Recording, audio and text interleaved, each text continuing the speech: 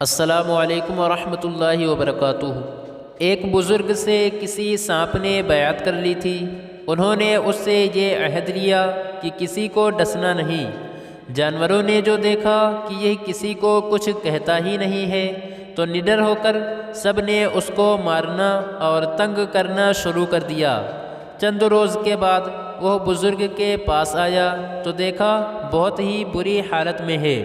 پوچھا کیا حال ہے؟ کہا آپ نے کاٹنے سے منع کر دیا تھا۔ جانوروں کو جب یہ خبر ملی تو اب سب مجھے تنگ کرنے لگے۔ فرمایا میں نے کاٹنے سے ہی تو منع کیا ہے، پھنکارنے سے تو منع نہیں کیا ہے۔ اب سے جو جانور پاس آئے فوراً پھنکار دیا کرو کہ وہ بھاگ جائے۔ اس روز سے غریب کو چین ملا۔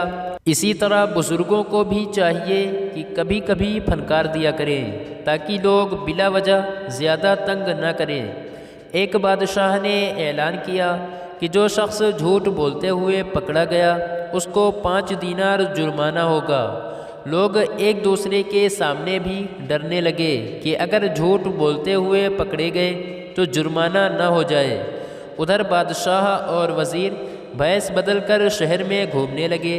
جب تھک گئے تو آرام کرنے کی غرض سے ایک تاجر کے پاس ٹھہرے۔ اس نے دونوں کو چائے پلائی۔ بادشاہ نے تاجر سے پوچھا تمہاری عمر کتنی ہے؟ تاجر نے کہا 20 سال۔ تمہارے پاس دولت کتنی ہے؟ تاجر نے کہا 70,000 دینار۔ بادشاہ نے پوچھا تمہارے بچے کتنے ہیں؟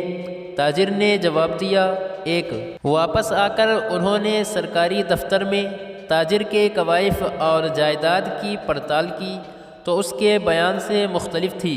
بادشاہ نے تاجر کو دربار میں طلب کیا اور وہی 3 سوالات دہرائے۔ تاجر نے وہی جوابات دیے۔ بادشاہ نے وزیر سے کہا اس پر 15 دینار جرمانہ عائد کر دو اور سرکاری خزانے میں جمع کرا دو کیونکہ اس نے 3 جھوٹ بولے ہیں۔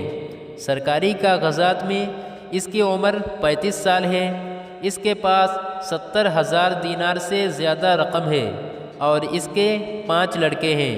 تاجر نے کہا زندگی کے 20 سال ہی نیکی اور ایمانداری سے گزرے ہیں، اسی کو میں اپنی عمر سمجھتا ہوں، اور زندگی میں 70,000 دینار میں نے ایک مسجد کی تعمیر میں خرچ کیے ہیں، اس کو اپنی دولت سمجھتا ہوں، اور 4 بچے نالائق اور بد اخلاق ہیں، ایک بچہ اچھا ہے، اسی کو میں اپنا بچہ سمجھتا ہوں۔ یہ سن کر بادشاہ نے جرمانے کا حکم واپس لے لیا اور تاجر سے کہا ہم تمہارے جواب سے خوش ہوئے ہیں۔ وقت وہی شمار کرنے کے لائق ہے جو نیک کاموں میں گزر جائے۔